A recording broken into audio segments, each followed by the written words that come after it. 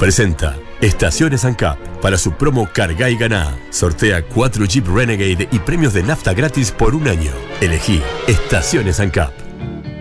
Le pedimos perdón y gracias a Nelson Fernández, director de Informativo Subrayado, que tenemos el honor de tenerte acá.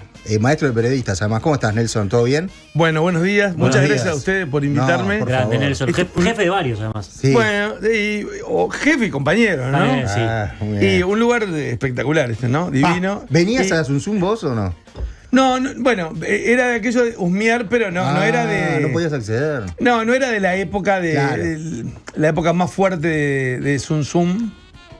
Pero, claro, es un lugar mágico, ¿no? De verdad como esas cuestiones Total. de la discoteca, ¿no? Sí. Fíjate que sale, Zum Zum aparece mencionada como que viene a bailar Isidro Cañones, la ¿En serio? historieta del Playboy. Es claro. muy de los 70, muy de los 70, claro. Hay una revista, uno de los historietas que se llamaba Montevideo Mon Amour, Mirá. que viene a Montevideo, entonces. Y viene acá. Claro, dice, ¿dónde vamos a bailar? Con la cachorra. Con la Digo, cachorra. Ah, Zum Zum, ¿no? Yo quiero conseguir ese ejemplar. Yo lo no tengo voy en PDF. ¿Lo tenés Creo en que lo tengo en PDF? PDF, Pásamelo. sí. Te O lo si no, paso. voy a la librería Rubén y lo busco. Hasta encontrarlo. Sí. Pero es genial porque aparte menciona, ¿no? Va a varios lugares, obviamente al hipódromo, Mirá, ¿no? qué bien. Pero va a Durazno, ¿En serio? que me llamó la atención, la menciona a Durazno. Justo hoy voy a la feria, hoy comienza la feria del libro Sí. en Durazno. Pero les decía, y no es de cumplido. Tengo un aprecio especial por cada uno de ustedes. Muchas gracias. Gracias, Y Nelson. por el equipo, pero por cada uno de ustedes en distintas etapas, todos saben, tanto con Fede, siempre elogiando la creatividad, o compartiendo algún fin de semana. Che, yo estoy viendo esto, vos estás viendo esto al Nosotros mediodía. éramos fanáticos de un programa de televisión. Sí. Sigue estando al aire, ¿no? ¿Sigue estando al aire? Creo que sí. Sí, creo. No estoy viendo más el mundo de TV, pero un saludo a Bahillo, que somos fanáticos de él. Sí, bueno, con Bernardo, que yo siempre digo que leí un libro y dije, quiero trabajar con este Mirá. periodista, era muy joven y bueno, no Sigue pudimos. siendo. Claro, pero en ese momento era muy jovencito. Ahora tengo menos pelo, la verdad. Y pudimos ser parte de Es equipo verdad. en Nuevo Siglo y bueno, Nelson me obligaba a contacto. salir todos los días Sí. de traje y Está bien. corbata. Y perfecto. No me dejaba elegir. Bueno, te descubrió. Fuimos a cubrir- Agradecele. Y está en la competencia, ahora se fue a Telemundito. Bueno, yo sé como el viento, o sea, soy una bandera.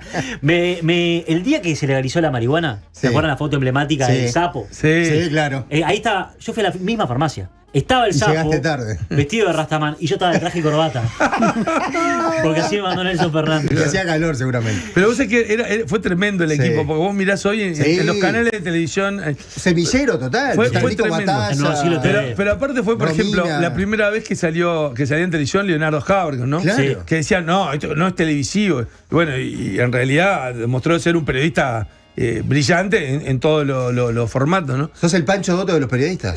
Y sí, la verdad. Pero no nos divertíamos. Yo el otro día recordaba, perdón, no tiene nada que ver con esto, pero que hacían con códigos de fútbol analizar la política. Jabrgo y Romina Andrioli. No sé si Sí, me acuerdo. Pero yo ya no estaba. ¿Qué dirigente político había quedado en offside? Ahí va. ¿Cuál había sido el penal? El VAR para ver de vuelta una declaración. Está bueno, está Era- bueno. Pero Qué bien. nos divertíamos mucho y bueno, y con Bernardo estuvo a mí y Tato, bueno. Tato es como un hijo. un amigo, Sí. un hermano. Qué bien, qué bueno. Qué grande, Nelson. Bueno, Nelson, te tenemos acá porque has sacado otro libro. ¿Lo presentás hoy en la Feria del Libro de Durazno? Sí, vos sabés que es muy lindo el tema de la Feria del Libro de Interior, Sí, porque además está cada vez se hacen realmente con gran esfuerzo, pero un gran despliegue. Y hoy a las 7 de la tarde en Durazno vamos a estar presentándolo y hablando de. Porque la feria va a estar vinculada a los 40 años Claro. de la democracia y. Todo es temático de los 40. Bueno, buena parte de. Usaron eso como eje temático. Ah, qué bien. Y justo cumple 40 años el diario de Durazno, el Acontecer. Sí, el Entonces, Acontecer de Durazno. ahí va a haber una mesa redonda con Antonio Ladra, periodista del Acontecer. Sí, claro. Bueno, pero periodista. Con Antonio Ladra trabajé Sí, claro. hace 40 años. Sí. Sí. ¿Es de allá, Antonio Ladra? No sé si de Pero allá, que tiene pero ha vínculos. estado vinculado Ah, ahí al medio. Pero entonces decía, yo a Antonio Ladra, claro, lo conocí en la dictadura como periodista y trabajamos juntos en aquella época en que había un medio, lo cerraban, ¿viste? Habría otro. O sea, ¿En dónde estuvieron juntos? en Diario 5 Días, en la 30, en la radio CX30, en ese momento la radio, que en ese momento era una radio muy potente, muy Claro. escuchada, ¿no? Era como la segunda más escuchada en rating. y en el diario La Hora, que en realidad mucho tiempo después me di cuenta que no se llamaba La Hora. ¿Y cómo se llamaba? Se llamaba En La Hora. ¿En La Hora? Porque cuando fueron a registrar, La Hora estaba registrado, entonces le pusieron En tan chiquito que vos no lo veías, ¿viste? En el papel. Nelson, quiero preguntarte, sos un periodista que trabaja hace muchos años en los medios, estuviste en prensa cuando estaban las grandes máquinas y salía el diario de mañana, y estuviste en diarios, digo, en todo proceso del periodismo en Uruguay, creo que lo viste todo, del siglo XX hasta ahora. Hace mucho que venimos diciendo que este oficio está en crisis, o que estamos atravesando una crisis o un momento de cambio, y está cambiando muchas cosas en la forma de comunicar. ¿Cómo lo ves vos? ¿Cómo estás viendo a vos este ecosistema? Sí, yo no sé si crisis, ¿viste? Obviamente hay una situación de crisis para muchas empresas, porque cambió tanto la dinámica de lo que de lo que eran los medios, que esto pasa como en otras actividades donde vos decías, ¿cuántas personas precisás en la industria para fabricar autos? Claro. ¿No? Yo miraba hay una fábrica en China que la fábrica es tan grande como toda la ciudad de Buenos Aires. Vos decís, bueno, pero ¿cuánta gente trabaja? Y no es tan, viste, en esa dimensión no es. Entonces, en esto está pasando. Yo no creo que haya una crisis del periodismo. Vos te referís como al software del puerto, que lo implementás y hay gente que va cambiando. Y además el oficio, la profesión, se va adecuando y va abriendo puertas a otras personas.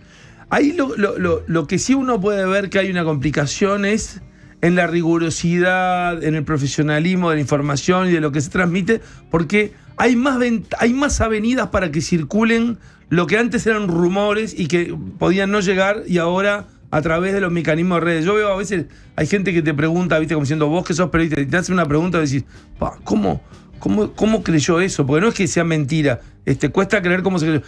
Ahí hay una crisis en el mundo de la información, que se ha deteriorado. Pero de cómo se consume la noticia, ya no importa si es verdad o no, ese es el tema, ¿no? Y ahí es donde yo veo una crisis del periodismo, cuando ya no interesa al público saber si una cosa es verdad o no, sino que le confirme lo que él cree o piensa. Bueno, y ahí sí que está complicado para el periodista. Ahí sí, por eso digo, a mí a veces me cuesta llamar crisis, porque es como en la economía, ¿no? A veces cuando la economía anda mal, uno dice, entró en crisis, ¿viste? Hay como definiciones muy tajantes. Pero yo ahí veo un problema, que eso está estudiado, y empezás a ver modelos periodísticos que funcionan pensando en eso. Claro. ¿Qué es? Hay gente que no quiere información, quiere confirmación. Exacto. Entonces hagamos un medio sesgado hacia esto. Claro. Eso tiene un problema, porque vos cuando mirás para atrás, ¿viste? A mí que me gustó mucho estudiar la historia del periodismo. Si vos mirás el periodismo para atrás, yo te diría hasta el final de la... Hasta que viene búsqueda, te diría yo. Bueno, por eso te digo, hasta que surge... Pero antes hubo un intento que fue BP Color, por ejemplo, algunos otros. Pero que eran diarios de tribuna política. Claro. Pero ¿qué pasaba? Sí. Que vos ya sabías eso. Claro.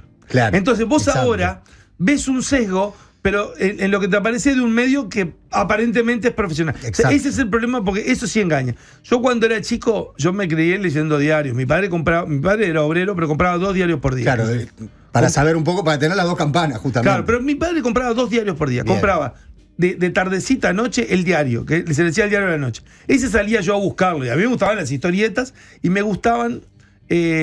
un suplemento los domingos que traía crónicas policiales que parecían cuentos. Estaban escritos como cuentos. Mirá. ¿Viste? A veces cuando te dicen el periodismo literario, sí, ahí ya tenías. Claro. Y vos creo que lo conociste, ustedes no sé si lo conocieron, porque yo tenía un periodista que lo creía como el ideal, porque era el que firmaba esas notas, pero él no las escribía, las escribía un periodista que era Luis Le Caldare. Me suena. Que era una pluma estupenda. Bien. Bueno, pero entonces, de mañana compraba siempre un diario distinto. Los sábados compraba en la mañana, que traía el suplemento Platea, claro, el suplemento rural, el suplemento femenino. Los domingos compraba El Día. Los lunes compraba El País, que traía el mejor suplemento deportivo. Los martes compraba El Popular, que era el Partido Comunista. O sea, la mañana era Colorado Riverista, el día era Colorado Ballista, claro, el país era blanco nacionalista. Sí, el debate era blanco herrerista. O sea, vos sabías, claro, ¿viste? Como decía, esto me lo están diciendo desde este ángulo. Sí, perfecto. Y eran sesgados. El Popular era de izquierda, pero comunista. El Sol era de izquierda, pero socialista. O sea, impresionante. Hoy lo que vos tenés es que aparecieron, y eso lo ves muy claramente en Argentina, pero lo ves en muchos otros países. Claro. Esta radio, este canal, ¿viste? Está hecho, no estoy pensando en La Nación, ponele. Sí, pero La Nación fue distinto. Sí, pero yo lo digo, por ejemplo, C5N. Sí. Es un medio exitoso, pero está hecho para el kirchnerismo, peronismo. Claro, ¿Viste? claro. La Nación Más no es lo mismo que La Nación Diario. No, yo estoy pensando en La Nación Más. Claro, pero Porque La La Nación Más tiene como una línea permanentemente dura dura contra el peronismo. contra el peronismo, exacto. Claro. exacto. Entonces vos decís, después A24. Entonces, a mí me lo dijo un periodista que había dejado de ser periodista y que estaba como asesor de comunicación, que en un momento me dijo, estoy esperando que me salga esto. Si no me sale esto, me voy a instalar en Uruguay y voy a poner un medio. ¿Cómo? Le digo. No, pero un medio para Argentina, me dice. Ya me compré un apartamento en Uruguay, voy a poner un sitio web de información que para mí, mi proyecto es el 45%. Va a estar dirigido al 45% que es macrista, antiperonista. Ok. Yo le dije, ¿cómo eso? Porque vos haces un nicho, es como encerrás al coso. Sí, porque al que le interesa la política no quiere informarse si no quiere confirmarse, me dijo. Es claro. Y eso sí me parece complicado, porque en el fondo ahí el público incauto compra algo como, che, estos son periodistas profesionales, pero me está dando un sesgo. Pero eso lo dueños los medios. Los periodistas no teníamos que tener cierta ética o moral a la hora. Bueno, todos tenemos sesgos ideológicos o formas de pensar que son parte de la vida que vivimos. Pero vos para llevar adelante un medio tenés que tener cierta moral a la hora de comunicar, a la hora de informar. Sí, pero yo a veces no sé si todos tienen un sesgo, puedo decir, todos tienen opiniones, ¿no? Digo, yo qué sé, viene el debate de la eutanasia. Bueno. Y yo tengo mi opinión. Sí. Pero eso no quiere decir que yo como periodista vaya a encarar la cobertura de eutanasia para reafirmar mi convicción, sino para dar todos los elementos del debate. No digo justo en la eutanasia, pero a vos te puede importar 3 carajos el fideicomiso que aprobó Canelones porque viste Montevideo, pero puede ser muy importante, ¿entendés? Sí. Y ahí digo que están un poco influencia en la vida del periodista. Yo creo que el periodista profesional lo tiene que hacer siempre pero no lo digo una cosa lírica, de servicio al público, honesto, ¿viste? Sí, ahora, yo lo que digo es con el lector. que vos podés, en el fondo vos votás o algo, pero yo lo he visto, o sea, porque te dicen ser independiente no se puede, empiezan con las palabras, objetivo, quitarle la palabra, ponerle honesto, decente, ¿no? Claro, Yo qué sé, porque no. Pero yo lo veo con periodistas deportivos que conozco, Sí. que Son todos hinchas de Sudamérica. no, está bien, pero yo lo digo, yo lo veo con algunos periodistas deportivos, Sí. que en política tienen un sesgo en redes que no puede. En periodismo deportivo son hinchas de un cuadro, pero tratan de ser objetivos, ¿viste? Sí, o sea, sí. tratan de ser. Y yo los conozco y te digo, me asombra, qué bien este tipo, pero cómo le salta la cadena en redes, ¿viste? Claro. Entonces, ahora, ¿qué pasa? Hoy hay más información que nunca. Entonces, una forma de desinformarte es que no haya información, que haya censura, o que haya un aluvión de información de cualquier cosa, donde la gente a veces te dice, che, ¿es cierto que pasó eso? ¿Y dónde lo viste? No en redes. Claro. Pero era algo que pasó hace 3 años, ¿viste? Bueno, pero Nelson. La gente busca confirmación y busca explicación también, ¿no? Claro, pero eso me parece que también es en un público muy politizado. Entonces, ahora, ¿qué pasa? ¿El público no politizado no quiere saber de eso? Bueno, esos son todos los desafíos que hay. Sí. Ahora, lugar para el periodismo honesto siempre hay. Yo creo que lo que hay es una cosa que me parece importante, que el periodista tiene que ayornarse a los tiempos, lo cual no quiere decir hacer un periodismo delivery. Te voy a dar lo que vos querés. Claro. Pero las cosas tienen que ser más entretenidas. Las cosas tienen que tener... yo cuando llegué a Subrayado, llegué con el proyecto de lo que fue Subrayado Tarde, que era, vamos a pensar, en el fondo era, viste, no llegás con una fórmula mágica, vamos a pensar una comunicación que sea más amigable, a ver viste, a ver cómo puede ser más amigable, pero manteniendo las cosas. Después te puede salir bien, te puede salir mal, pero creo que hay un esfuerzo que tenés que hacer por decir, acá no alcanza, che, yo vengo a hacer periodismo puro y duro y el que quiera que me vea que no. No, yo tengo que buscar, Claro. ¿viste? Sí, La manera del público no sirve para nada. La manera es de llegarle. Claro, yo el libro este libro lo pensé de una forma, también es verdad que son 40 años de democracia. Yo decía, ¿cómo hago un libro para que no sea un plomo? Por 40 años de democracia, ¿viste cuando decís un libro, el Mercosur? Ya te da, ¿viste? 40 años. No, yo voy a pensar, entonces pensé, 80 capítulos cortos que son como crónicas, o sea, que sea ágil. Y eso lo pensé teniendo en cuenta cómo son los lectores, que están acostumbrados a leer más corto. Es decir, a ver, que los títulos sean atractivos de los capítulos. Pero ahí no se bastardea el producto. Bueno, yo digo, pensé eso o sea, ¿cómo hago para hacerlo más ágil, más entretenido, pero que no haga una cosa ya de entrada lo veo que es así. Ahora, claro, hay algunas preguntas que vos se marcan acá, ¿no? ¿Qué lecciones deja el Uruguay el periodo democrático más extenso de su historia? Ahí haces un repaso, esa es la primera pregunta. Y acá estaba viendo, ¿no? Varios hitos, ¿no? En nuestros 40 años de democracia, el gobierno de Valle, la primera, el rifle sanitario, la quiebra del Marcelino, en Claro, fin. pero que no quiere decir que ahí esté todo lo que pasó. No, por supuesto, pero si no por lo menos sería un buen plomo. pantallazo. Claro, ¿viste? ¿Y Sí. qué lecciones deja? ¿Qué entendés? Pero Sí, déjame vale. decir algo que me pareció importante. Yo, por ejemplo, ¿viste?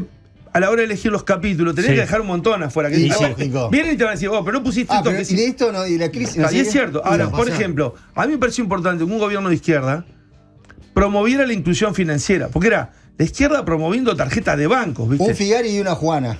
Claro, y mira, quédate con ese capítulo. claro. Sí. Ese capítulo, No sabía nada, pero bueno. un Figari y una Juana La izquierda y la inclusión financiera. hace alusión a lo que aparece en los a las A figuras de los los billetes. billetes. Claro. Pero entonces me pregunté, a ver si le pongo algún condimento. ¿Cuáles fueron las primeras personas que aparecieron en los billetes?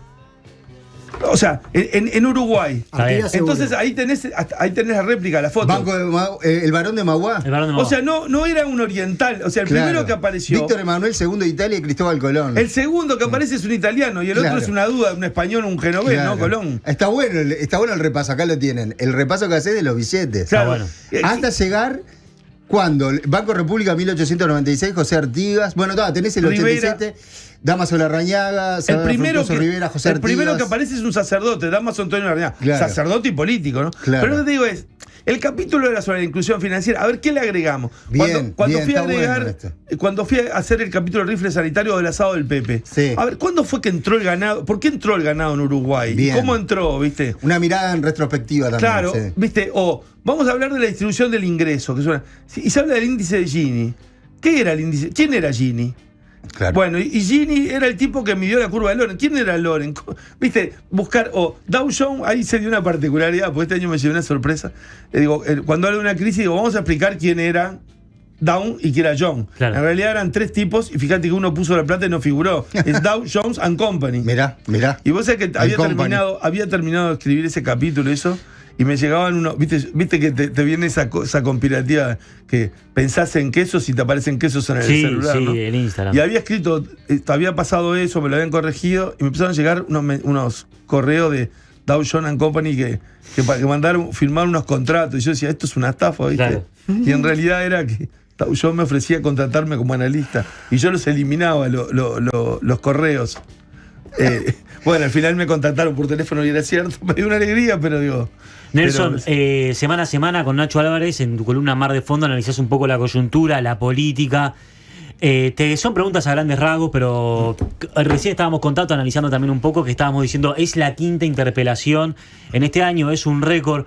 ¿Cómo estás viendo En caso de que se concrete todo. Bueno, en caso de que todo siga en pie, ¿cómo estás viendo oposición, oficialismo? Ya te digo, pero algo Dale. breve, porque si no, había quedado lo de las elecciones de democracia. Yo ahí pongo, y es un, Sí, es un eso. capítulo al que ahí le dediqué mucho tiempo a pensar y lo fui corrigiendo durante meses y cambiando y esto.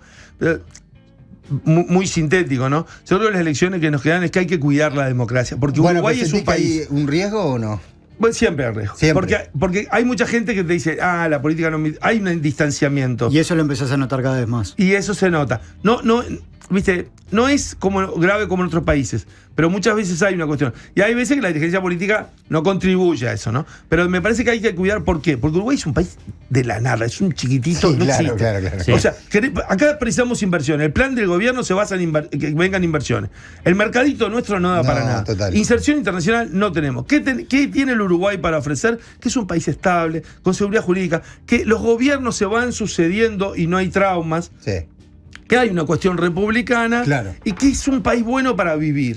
¿Viste? Pero, y vivir en el sentido de. Yo veo muchos argentinos que se miran y dicen, no soporto la grieta argentina, me viene para acá. Entonces, ahí creo que hay una elección que se cuida. Está. Ahora, no te quería aludir eso, ¿viste? Pero. No, está de perfecto. lo de No, ahora. Pero igual sí. está bueno que lo menciones porque Sí. viene a cuento para lo que, Sí, para lo que planteabas preguntábamos, después. claro. Y hay una cosa, vos tenés esa percepción, vos que tenés más claro lo que pasaba en los 80s, en la salida de la dictadura, en la entrada de la democracia. ¿Percibís que cambió el clima entre los dirigentes políticos, entre los partidos políticos, que es mucho más crispado ahora que Bueno, lo de más crispado para uno que estudió la historia política es relativo, porque yo, viste, antes de entender política, veía Carnaval, la escuelita del crimen, que era un grupo de humoristas, y salían disfrazados de D'Artagnan y los tres mosqueteros, y eran Flores Mora, Sanguinetti, Valle, o sea, eran duelos. Bueno, habían duelos, ¿no? Claro, y yo recuerdo algunas cosas más fugaces, otras las he leído, aquellos años era una crispación que no tiene nada que ver con la... Ahora hay una crispación media como adolescente en algunos casos. Sí, totalmente, como exagerada y de redes. A mí me hace acordar en un partido de fútbol cuando... Agarrame que lo mato. Lo toca, no, pero el otro da vuelta, ¿no? Y vos Neymar. Decís, sí, pero un Neymar, ¿viste? Ahora, yo creo que eso está pasando, pero eso no se corresponde con lo que pasa a la gente. La gente ese barullito, ¿viste? Pero está la sociedad más violenta. Bueno, la sociedad está más violenta. Fíjate, yo en el libro, en el arranque del libro, pongo cómo era el Uruguay del 84. Sí. ¿No? Y a mí me gustó mucho, y me llevó mucho tiempo, y seguramente me faltaron cosas, pero está mencionado Sun Tzu en ese capítulo. ¿Dónde se iba a bailar? Claro. ¿Qué hacían los niños? ¿Qué hacían los grandes? ¿Dónde iban las parejas a pasear? Claro. A las galerías del centro, no había ningún shopping, no había ningún shopping. Pero una cosa que pongo, ¿cuántos presos había y cuántos hay hoy? Mira. Había, yo no recuerdo el número, está ahí, pero ponele 2.000. Pero casi la mitad eran presos políticos. O sea, había 2.500, había 1.000 presos por lo menos. Sí. ¿Cuántos hay ahora? 17.000. Entonces vos decís, pero si pasaste de eso a eso, en una población que no aumentó. Que no aumentó. Y además, otras cárceles. Yo vi la otra vez un informe que había hecho Ángel María Luna en las cárceles, lo rescató el Sapo Sass en su archivo de YouTube, que eran otras cárceles con oficios, no era la cosa esta salvaje de inframundo que se ve ahora en las cárceles uruguayas. Imagínate lo que era el penal de libertad, más allá de la tortura psicológica. Claro. Yo que he hablado con muchos, y yo fui a hacer muchas notas, cuando salían los presos. Claro, había una limpieza, un orden, era una cárcel de la dictadura. Pero lo que te digo es que vos fijate que si tenías 2.500 presos, incluidos los presos políticos, vos decís, ahora tenés 17.000. En una población que no aumentó tanto, vos decís, acá corrigieron el delito, ¿no? Y el delito aumentó. Totalmente, no, todo lo contrario. Pero hay una cosa que te va a gustar, Fede, a vos, porque decís, yo lo pongo en el libro, la cantidad de teléfonos que había, lo que hay ahora, lo de los autos, digo, una expresión que había en esa época, una expresión linda de las calles, que para mí era una vivencia... 84. Sí, 84 para atrás, pero era auto... Pues estaba jugando al fútbol en la calle. Claro. Entonces, la novedad era que pasara un auto. Tremendo. Había que dejar la pelota ahí, donde estaba, no se tocaba, se respetaba, ¿no? Todos se corrían al cordón. Corrían al auto. ¿Cordoncito o de a dos paños? Sí, totalmente. Pero esa era una expresión. Auto. Sí, la llegamos a hacer en los balnearios. Claro, ahora tendrías que decir, no hay auto, la novedad. Claro. Ahora, la sociedad violenta, ahí hay otras explicaciones y evidentemente el mundo narco tiene. Un mundo narco con líderes torpes, ¿no? No es menospreciarlos a forajidos, pero con líderes torpes que duran poco, que se matan entre ellos. Claro. Sí. Vos antes, en lo que era el mundo del crimen, los periodistas policiales, el periodista policial se le decía policial y muchos se enojaban del periodista policial. ¿Por qué? Porque el periodista policial decía, yo tengo tanto fuentes en la policía como fuentes en el AMPA. Claro. Pero aquellos eran bandas que eran delincuentes. Claro, delincuentes, pero que tenían códigos, ¿no? Está feo decirlo, pero además vivían décadas. Acá son jóvenes y se matan entre ellos. Claro, son efímeros, fugaces. Claro, entonces acá tenés una violencia en la cual, acá lo que tenés es que se perdió el valor de la vida para mucha gente. Claro, porque vos ves que cuando hace algo, viste, asume un riesgo que vos decís, no tendría sentido y lo asume. Entonces, pero ahí no entendés que haya violencia, por ejemplo, lo que pasó en la escuela 123, creo que fue, de Maroñas. De Jardín de Hipódromo, perdón. Sí, eso es algo la que sociedad antes, más crispada. eso es algo que antes vos no lo veías, que era inimaginable. Claro. Porque siempre podés tener alguna persona violenta. Es eso como siempre. Femicidios.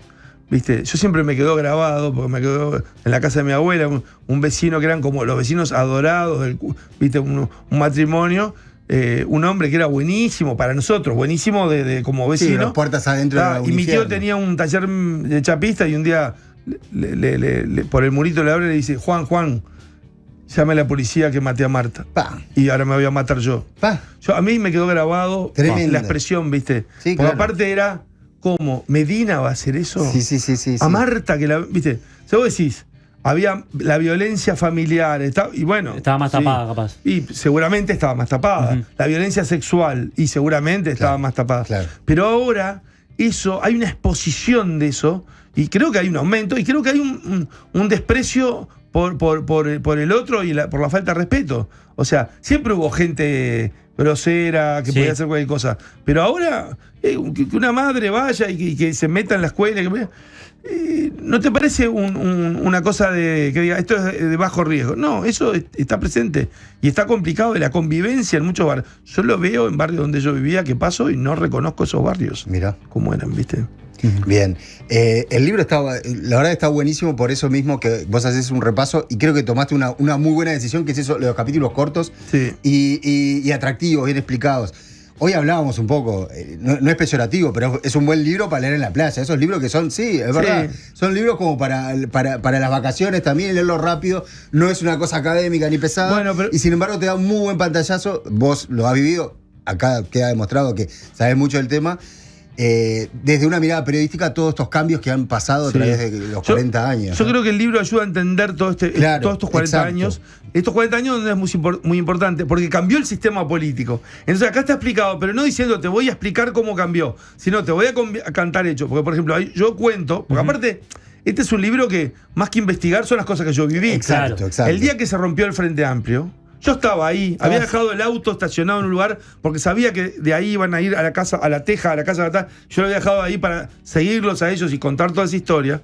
Y ese día se fue del Frente Amplio los dos sectores que en la última elección habían sido 40 y pico % de la votación. O sea, ¿te das cuenta de lo que se le va a un partido? Sí. Y el Frente Amplio en esa elección empieza a reconfigurarse y empezó su camino a ser el partido más importante, el más fuerte del país, ¿no? Y ahora te quiero preguntar, y en esa mirada que hiciste, que la verdad tuviste que bucear en tus recuerdos y en el archivo también, y de tu trato con los políticos de todas estas generaciones, ¿qué gusto, qué retrogusto te queda? ¿De nostalgia? ¿De una política más activa, mejor, más elevada?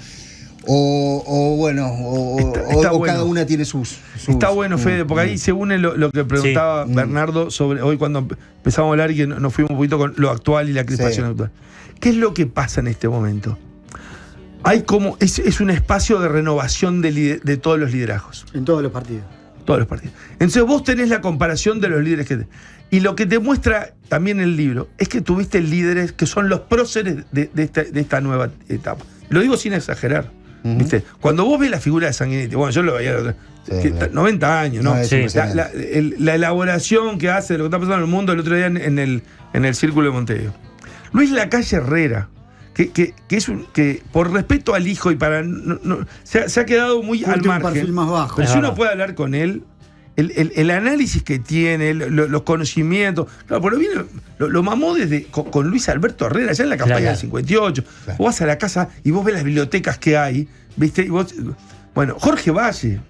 Tabaré Vázquez tuvo una popularidad como es difícil encontrar otro presidente. Del otoño del 2020 hasta que terminó su segunda presidencia, fue el 1 o el 2 en popularidad. Bueno, ni que hablar Mujica, ¿no?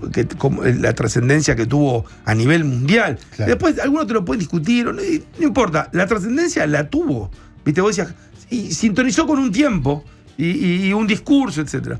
Entonces, vos lo que tenés es figuras. Creo que me quedó alguno hoy, pero no.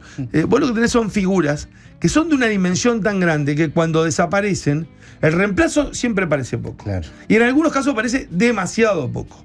Porque el Partido Nacional encontró un caudillo, que es Lacalle Pou. Bueno, que ahora yo me pierdo si lo cuento, no, lo conté en un libro anterior. Lacalle Pou desciende de los Herrera, que vienen cuando esto era el virreinato del Perú. ¿No? ¿Tenés un minuto con esto? Sí, fíjate. Tenemos tiempo. Fíjate en Lacalle Pou. Sí. El primero viene, cuando esto era el virreinato del Perú, va a ser como si fuera ahora el escribano de gobierno, pero en Buenos Aires. Okay. Tiene un hijo que lo mandan a Montevideo a hacerse como secretario de Finanzas, una especie de ministro. Hijo, todo lo que te digo es línea directa. Sí, la línea directa. Ese tiene un hijo que está en la Cruzada Libertadora con La Valleja, ese decán de Rivera. Sí, claro. ¿No? Es ministro, legislador. Tiene un hijo que, y bueno, está en el gobierno de Uribe, el primer gobierno blanco. Tiene un hijo que está en el gobierno de Berro, que es el fundador del Partido Nacional, Juan José Herrera.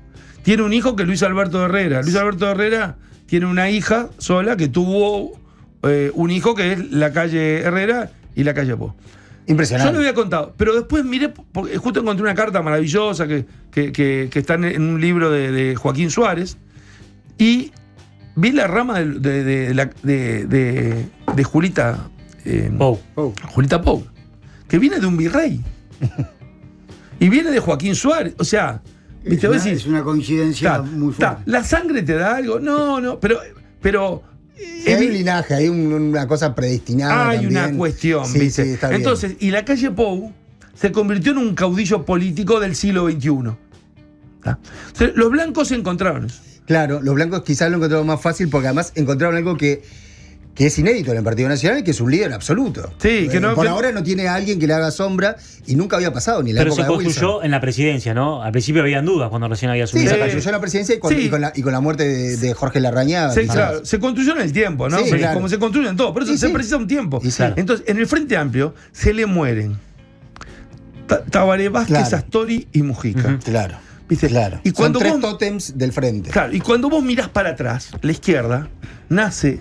Bueno, la izquierda nace con un gran dirigente político. A final del siglo XIX, al principio, Emilio Frugoni. Sí. Después se encuentra figuras de una gran dimensión. Pero cuando se crea el Frente Amplio, clave está Rodney Arismendi. Yo lo conocí, te imponía miedo. Miedo, Sí, respeto, podría decir, sí, ¿no? Tipo que era. ¿Viste? Juan Pablo Terra, Selmar Michelini, o sea, hay dirigentes de mucho peso. Y ahí ponen a alguien que dice, vamos a poner un candidato a presidente que era como candidato a la nada, porque no había. Y ponen un general retirado, prestigio, que venía del Partido Colorado, que no fuera, viste, una izquierda. Claro. Y se convierte en un líder muy fuerte, Sereñi. Claro. ¿Viste? Y después aparece, y Batalla le hace sombra, y ahí viene el tema de la ruptura. El quiebre. y después se cuela a Tabaré Vázquez, y Astori, que era el sucesor elegido por Sereñi, y Mujica, que. Entonces vos decís, la izquierda viene con una. No son solo los tres que mueren, viene con un espejo de la historia tremendo. También. Entonces es muy difícil encontrar. Y ahí crees que le ha costado más al Frente Amplio ver un heredero claro. Y le va a costar. O una figura incipiente. Y le va a costar porque no vas a tener un heredero claro, No lo ves sino en vas a Orsi. tener. No, pero que Orsi, lo digo como una Sí. caracterización, no como una crítica, no es líder político. Él nunca se propuso ser líder político. Ok. ¿No? Fíjate que a mí una de las cosas que me decían es, al integrar el MLN, pero nunca integró el comité central del MLN.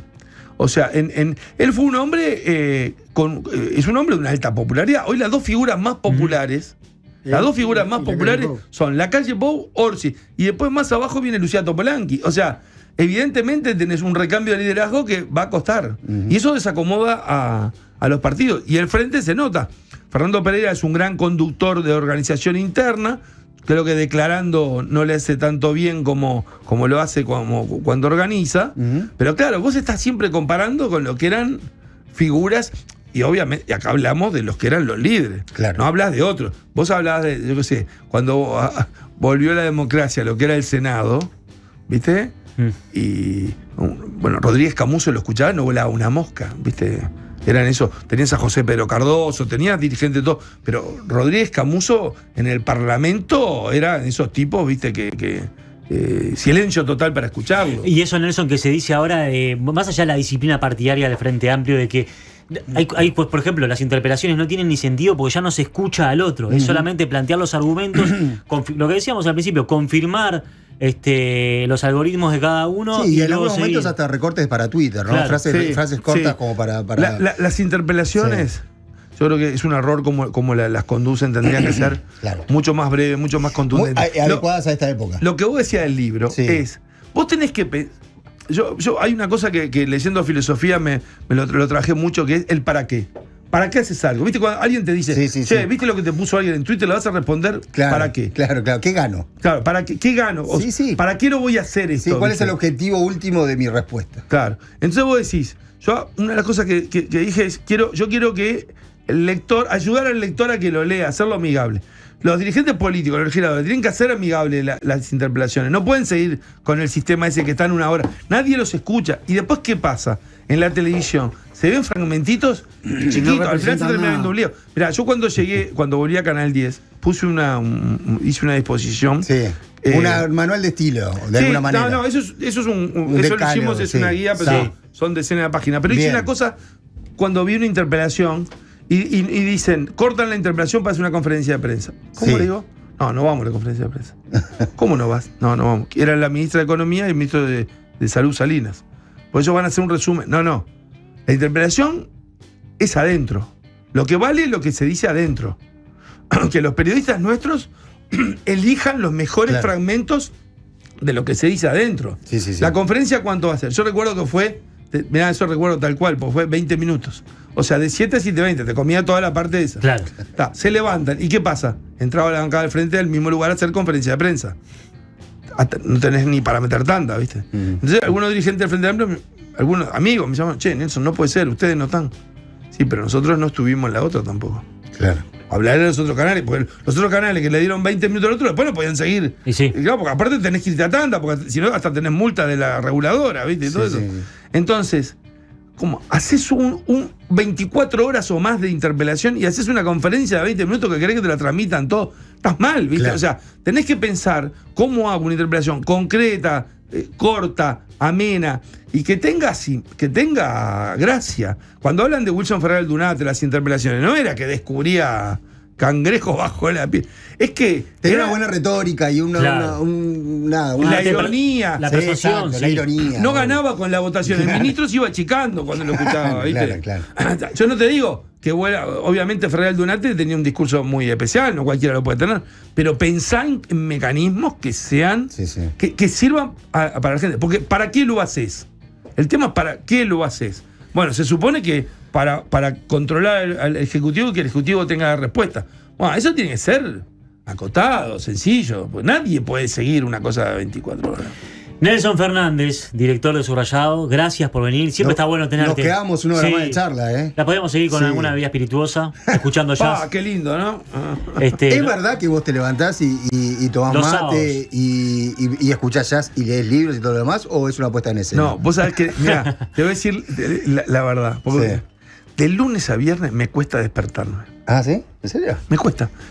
Me quiero quedar un ratitito más, ¿viste? Saltar de la cama. Sí, te digo. Sí. No, los 5 minutitos. Claro, los sábados y domingos me levanto 6 menos 10, 6 menos cuarto. Muy temprano. Porque vos sabés que es como que ya estoy entusiasmado por todo lo que viene con eso que viene. El sábado es el patrimonio cultural de la humanidad. Leerte todos los medios. Compensar bueno, ¿viste? No nos queda tanto los medios. Selecciono mucho, ¿viste? Y me gusta leer en formato PDF, ¿no? ¿Viste? Claro. La Nación, ¿viste? El País de Madrid. Pero me gusta prepararme la playlist, ¿viste? El mate. Qué bien. Un ritual. Y disfrutar ese momento entre árboles, ¿viste? Pero lo hago, sí. Qué bien. Y trato de poner ahí como decir, a ver, por el fondo es que se contagie escuchar cosas buenas. Me gusta eso, porque contagias, está bueno, te llena de optimismo. Gracias, Nelson. Gracias, muchas gracias a ustedes. Un placer. Esto es Aplauso para vos. Y terminamos con esta presentación. Presentó Estaciones ANCAP. Para su promo Cargá y Ganá. Sortea 4 Jeep Renegade y premios de nafta gratis por un año. Elegí Estaciones ANCAP. Me estás cargando. Claro que te estoy cargando. Si no cargas no puedes participar. Carga y gana en Estaciones ANCAP. Con cada carga mayor a 500 pesos, generás chances para el sorteo de 4 Jeep Renegade y sorteo de nafta gratis por un año. Carga y ganá.